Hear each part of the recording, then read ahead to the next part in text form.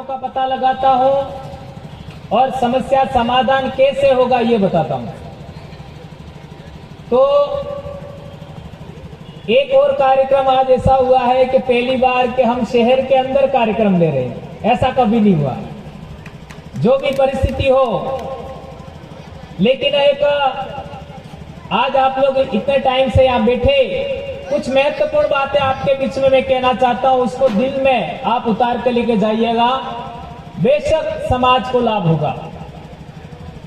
आज देश के अंदर हमारे महापुरुष, इनका हम अध्ययन करते हैं तो ओबीसी समाज के लोग हैं, उन्होंने ज्योतिराव फूले को अगरबत्ती किया या अपने घर के अंदर फोटो रखा, लेकिन ओबीसी समाज ने ज्योतिराव फूले की कही हुई बातों का अमल नहीं किया। क्या मैं सही कह रहा हूं? सही कह रहा हूं, गलत कह रहा हूं?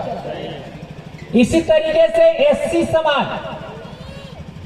समाज के महापुरुष आपका बाबा साहब अंबेडकर, उन्होंने स्वयं ने कहा है कि मुझे मेरे पढ़े लिखे लोगों ने धोखा दिया। उन्होंने स्वयं ने कहा है, और आज देश आजाद होने के इतने साल बाद भी सिद्ध हो रहा है कि ओबीसी समाज भी बाबा साहब के नक्शे कदम पर नहीं चल रहा है। और आदिवासियों की बात करें, आदिवासी शांति काल में कभी एक नहीं हो सकते, संकट काल में आदिवासी एक जरूर होते हैं। तो अब इस धरती से सदा के लिए आदिवासियों को समाप्त होने का अवसर आ गया है। क्या हम अभी भी टिकट खेलेंगे? ये सोचने वाली बात है। ये हालात जो आज आपके पास में है, वो कल हमारे भी थे। हमने टिकट खेलने वालों का एक तरीका बनाया कि तुम किस तरीके से तुम्हारा सिलेक्शन होगा, किस तरीके से तुमको अधिकतम वोट मिलेंगे और किस तरीके से तुम वहां जाओगे विधानसभा और लोकसभा में, उसका हमने तरीका बनाया। और वहां जाने के बाद भी तुम्हारी नाक में हम नकेल कैसे रखेंगे, इसका भी हमने तरीका बनाया। और मेरे पूर्वज भी धार जिले से गए हैं, लेकिन धार जिला वालों ने यह सबक नहीं सीखा।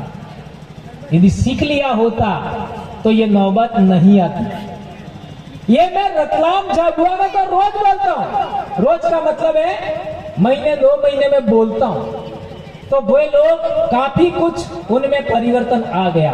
धार में दूसरी बार बोल रहा हूं, पहले भी मनावर में बोला था, आज भी मनावर में बोल रहा हूं। परसों ही अलावा जी का फोन आया कि कुक्सी पधारिए। मैंने कहा यार, पहले तुमने मनावर में बुलाया था और अभी 7-8 दिन हो गए मनावर वाले आए थे मेरे पास में, और सभी लोगों को इनविटेशन देने के बाद लास्ट में मेरे पास आए थे और मेरी मजबूरी बन गई। मेरे घर पे जिसने खाना खा लिया, पानी पी लिया, चाय पी लिया, मैं उसके घर जरूर जाऊंगा, क्योंकि आदिवासियों की निशानी है। अपने दुश्मन भी उसके घर आ जाता है तो वह उसके साथ दुश्मनी नहीं करता है और उसकी बात रखता है। तो इसलिए हम लोग यहाँ पर पधारे। मैं यहाँ पर एक बहुत महत्वपूर्ण, मैं अक्सर आदिवासी पर बोलता हूँ, लेकिन कोई ओबीसी का आदमी मेरे से बहस कर ले ओबीसी के बारे में, तो उसको पता लगेगा कि मैं ओबीसी के बारे में कितना जानता हूँ। कोई एससी का भाई मेरे से एससी के बारे में बहस कर ले, तब उसको पता लगेगा कि मैं एससी के बारे में कितना जानता हूँ। हमने एससी, एसटी, ओबीसी, माइनॉरिटी के संगठन में ही काम किया 12-13 साल, लेकिन हमको लगा कि आदिवासियों को एक करने के लिए मात्र आदिवासी का संगठन बनाना होगा, और वो संगठन का तरीका होना चाहिए, संगठन भी नहीं होना चाहिए। तो हमने आदिवासी परिवार बनाया। आज तक लोगों को पता नहीं है कि आदिवासी परिवार संगठन है या नहीं है। लोगों को आज तक समझ में नहीं आया। आदिवासी परिवार कोई संगठन नहीं है, एक आइडियोलॉजी है, एक विचारधारा है, एक व्यवस्था है। और इस देश के अंदर एससी को इकट्ठा करना चाहते हो, ओबीसी को इकट्ठा करना चाहते हो, माइनॉरिटी को इकट्ठा करना चाहते हो, आदिवासियों को इकट्ठा करके एक मुट्ठी में बदलना चाहते हो। संगठन के विचार से बाहर निकलना होगा। राजनीति अल्पकालिक राजनीति है और धर्म दीर्घकालिक राजनीति है, इसको भी हमें समझना पड़ेगा। आज मध्य प्रदेश के अंदर एससी के लोग परेशान हैं, ओबीसी के लोग परेशान हैं, बेरोजगारी की तो भयंकर हालत है, वो पूरे देश की हालत है। आदिवासियों की तो समस्याओं का कोई सीमा नहीं है। अभी हमारे भाई बहन आकर के बोल रहे थे, ऐसे बहुत भयंकर घटनाक्रम हमारे आसपास हो रहे हैं। मैं आपको एक बात विशेष करके कहना चाहता हूं, वो ये कहना चाहता हूं, आदिवासी आदिवासी आदिवासी बनाम आदिवासी रोकना होगा नंबर 1, एससी बनाम एससी रोकना होगा नंबर 2। जिस दिन ये काम दोनों हो गए उस दिन ओबीसी भी आपके साथ होगा और आप अजय शक्ति बन जाएंगे। इतनी लाइनें याद कर लो। एक बार और दोहराता हूं, आदिवासी बनाम आदिवासी रोकना होगा, एससी बनाम एससी रोकना होगा। और जिस दिन ये दो काम हो गए ओबीसी के लोग भी आपका साथ देंगे, माइनॉरिटी के लोग भी आपका साथ देंगे, आप अजय शक्ति बन जाएंगे। इतना सा कहना चाहता हूं। क्या आप इस बात को इत्तेफाक रखते हैं? क्या मैं सही कह रहा हूं? यह हमारे इलाके में हुआ है। एक छोटा सा कस्बा है, जनरल उम्मीदवार था जिला पंचायत में, और हमारे पास कोई जनरल का आदमी मिला ही नहीं, तो हमने एक मुसलमान भाई को खड़ा कर दिया। मुसलमान भाई को खड़ा कर दिया हमारे जो व्यवस्था उसके अनुसार। तो उसमें क्या हुआ, हमारे आदिवासी, क्योंकि वोटर्स तो 90% तो आदिवासी था, और वो मुसलमान भाई को मुसलमान भी वोट दे नहीं दे कोई गारंटी नहीं थी। उदाहरण देना चाह रहा हूं, इसको केवल उदाहरण हमारे इलाके का इसलिए, और बहुत गजब हुआ है, ऐसा कहीं पर भी नहीं होता है। इसके बाद क्या हुआ, हमारे आदिवासी लोगों ने मीटिंग बुलाई, और मीटिंग बुला करके सवाल रखा कि यार अपने लोग तो मुसलमान को वोट नहीं देंगे, क्या करें। तो हमने कहा कि कांग्रेस और भाजपा के जो लोग दूसरे खड़े हैं उनको दे दो। तो उन्होंने कहा नहीं, ऐसा तो नहीं कर सकते, अपन पार्टी को वोट नहीं दे सकते, तो क्या करें। तो मुसलमान में क्या हुआ, वो इंसान है कि नहीं, इंसान है कि नहीं। और 2000 का दंगा हुआ, 2002 का, उससे पहले तो हमारे गांवों में रहते थे, दुकानें चलाते थे, हमको कोई प्रॉब्लम नहीं हुई आज तक। बस इतने से आर्गुमेंट के बाद हमारे लोगों ने बात मान ली, और आज वो हमारे इलाके में जिला पंचायत का चुनाव जीत गया। पहली बार देश आजाद होने के बाद किसी पार्टी ने उसको, उन माइनॉरिटी के लोगों को इतनी बड़ी टिकट नहीं दिया, और वो जीत गया। आज हमारे समाज के तमाम कार्यक्रमों में वो भाई जाता है, तमाम कार्यकर्ताओं में। यह विश्वास कायम करना होगा। हमारे आदिवासी लोग उस आदमी पर बिलीव किया, विश्वास किया, वो खरा उतर रहा है आज की तारीख में। इसी तरीके से हमने एक एससी के भाई को भी टिकट दिया, क्योंकि एक टिकट ऐसे भी थी हमारे जिले में। तो वो बंदा लास्ट टाइम में खिसक गया, तो वो हमारे लोगों ने उसको नहीं दिया, क्योंकि वो लास्ट टाइम में खिसक गया। तो मेरे कहने का मतलब ये है कि आपको अपने समाज पर विश्वास है, और दूसरे जो लोग आपके साथ में हैं उन पर विश्वास है। यदि विश्वास कायम करने में कामयाब हो जाते हैं तो हमारा जीतना संभव है। मैं किसी पार्टी की बात नहीं कर रहा, मैं राजनीति की बात नहीं करता, लेकिन आज की तारीख में राजनीति ही देश पर तमाम प्रकार की समस्याओं का कारण बन गई है। आज सुप्रीम कोर्ट देख लीजिए, सुप्रीम कोर्ट के जजमेंट देख लीजिए, इन जजमेंटों का लागू नहीं होने का कारण भी राजनीति है। देश में बेरोजगारी का कारण भी राजनीति है, जल जंगल जमीन छीनने का कारण भी राजनीति है, अत्याचार दमन शोषण नहीं रुकने का कारण भी राजनीति है। इस राजनीति का परिमार्जन करना ही होगा, करना ही होगा। और वो तब तक नहीं होगा जब तक आप पूना पैक्ट को नहीं समझेंगे, पूना पैक्ट को नहीं समझेंगे। और ये समझाने के लिए मेरे पास समय नहीं है, शॉर्ट ट्रिक समझाता हूं।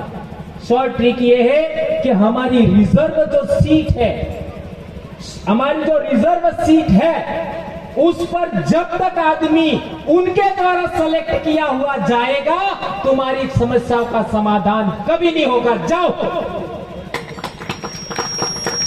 तुम्हारे द्वारा सेलेक्टेड आदमी वहां जाना चाहिए। एक लाइन में जवाब है इसका, उनके द्वारा सेलेक्टेड आदमी नहीं जाना चाहिए, तुम्हारे द्वारा सेलेक्टेड आदमी जाना चाहिए। और जब ये करने के लिए बैठोगे तो तुम्हारे अंदर सिलेक्शन की बात आएगी, तो एक आदमी खड़ा होना चाहिए, दो खड़े होने चाहिए, वहां 50 खड़े हो जाते हैं, उनको कैसे रोकें?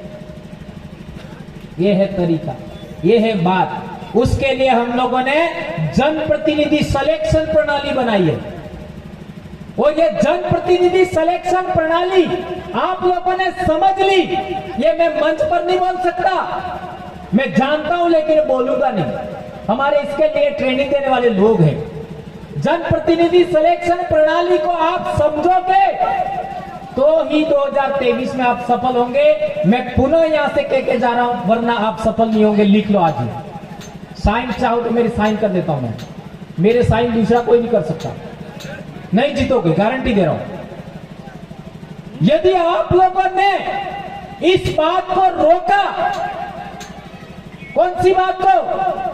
एक से अधिक खड़े हो जाते हैं आदमी, उनमें से एक कैसे करें, ये तरीका नहीं सीखोगे तो आप लोग सफल नहीं हो सकते।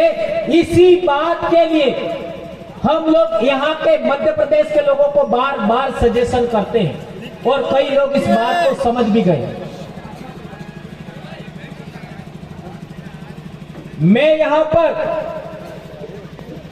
पर यहाँ के विधायक महोदय जी के विरोध में नहीं आया हूं। नंबर एक, मैं यहाँ पर आपके समर्थन में नहीं आया हूं। नंबर दो, ये बात अच्छे तरह समझिए, न यहाँ के विधायक जी के विरोध में आया हूं, न आपके समर्थन में आया हूं।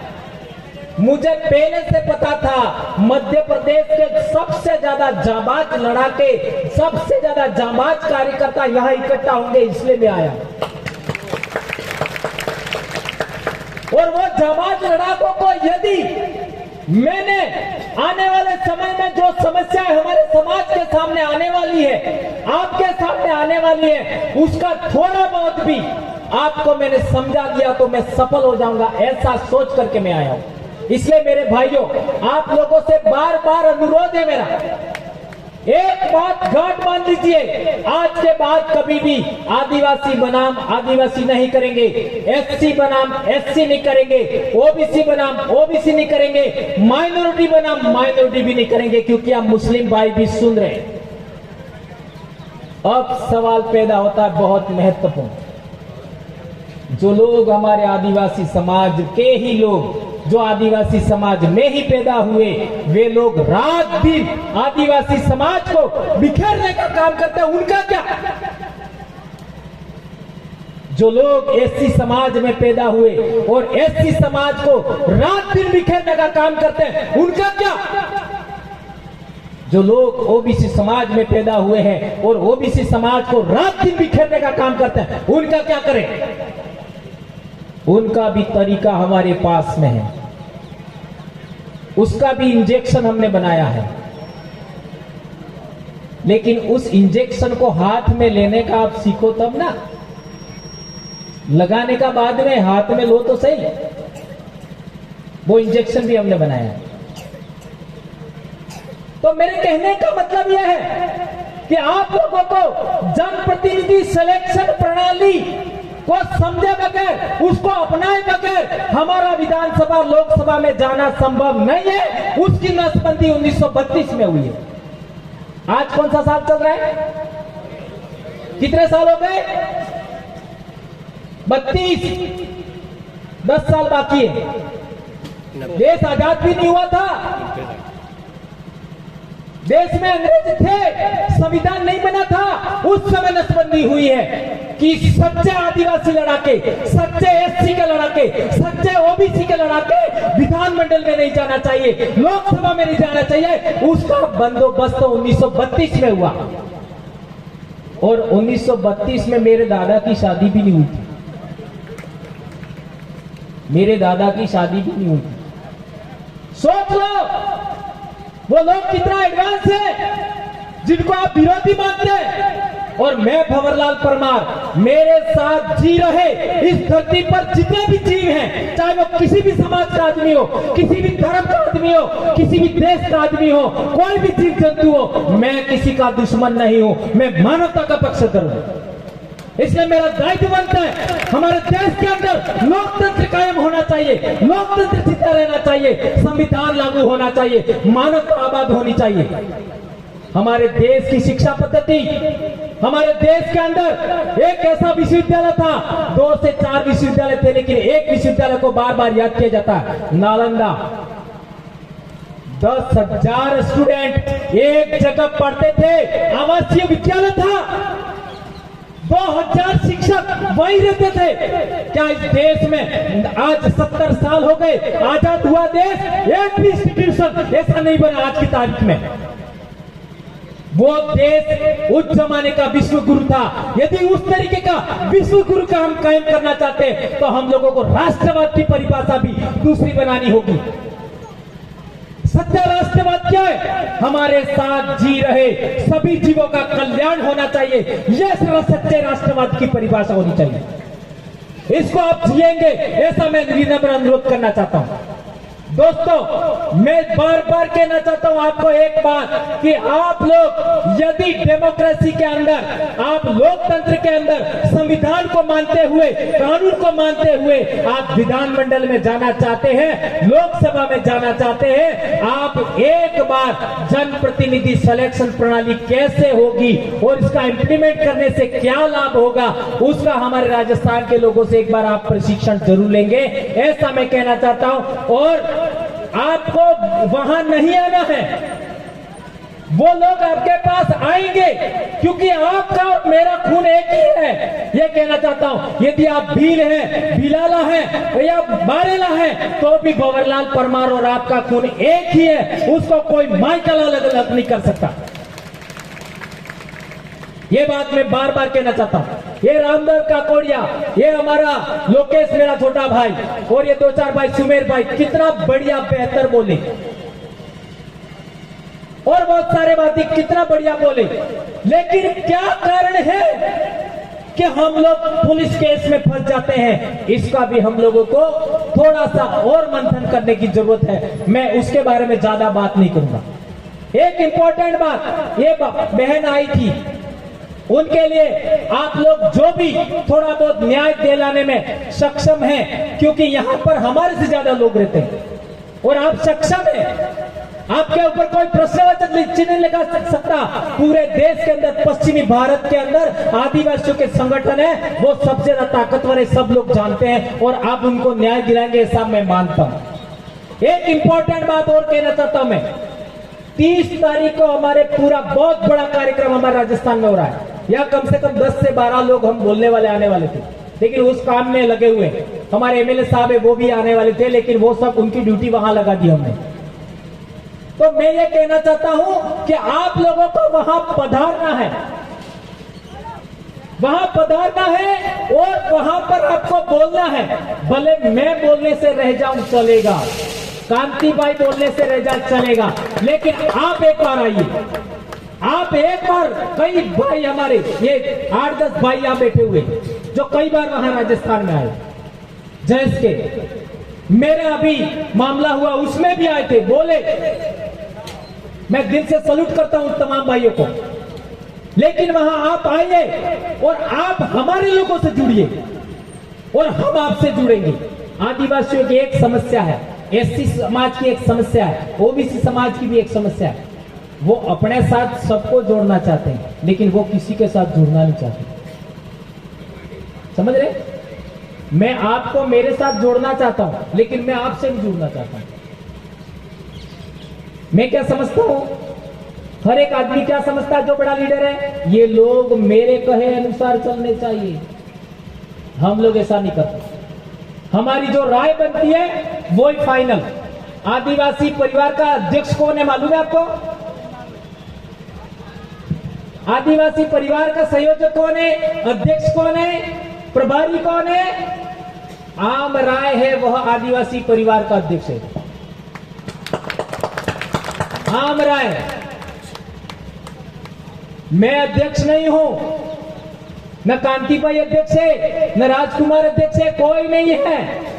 आम सहमति, आम राय है, वही अध्यक्ष है। अभी हमारे पिछले 2018 से कुछ साथी हमारे से अलग हो गए। क्यों अलग हो गए? इन टिकटों के चक्कर में। अभी हम लोगों ने पिछले कुछ 2-4 दिनों से हम लोग अभी उनके से सहमति ले रहे, चर्चा कर रहे, तो वो तो उसी तैयारी में बैठे थे कि वो हमारे पास कब आए तो हम लोग उनके साथ जुड़े। हमारा सुलह हो रहा है और सुलह हो जाएगा। हमारा तमाम प्रकार के लोग हमारे से दूर है, वो हमारे साथ जुड़ जाएंगे, इसकी गारंटी मैं आपको यहाँ पर अभी दिन डूबे दे सकता हूं। तो आप लोगों से मेरा अनुरोध है कि जो लोग हमारे समाज से, हमारे संगठन से अलग हुए हैं, उनको भी हमें जोड़ना चाहिए। मैंने अलावा जी को यह भी कहा, इस पंचायत में जाने के बाद तुम्हारे पास भी हम आएंगे, भले वो आज आए, कल आए, परसों आए, कभी भी आएंगे।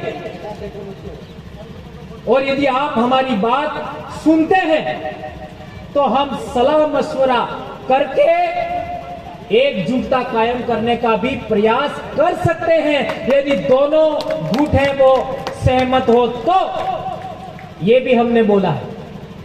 तो आप लोगों से विशेष करके मेरा, जितने भाई यहां पर आए हैं, मैं हर बार जो बातें ज्ञान की बताता हूं वो यहां पर नहीं बता पाया, क्योंकि आपने इतने क्वेश्चन, इतनी समस्याएं गिना दी कि इन समस्याओं का समाधान जो आप लोगों ने खोजा था उसके बारे में मेरा बोलना जरूरी हो गया।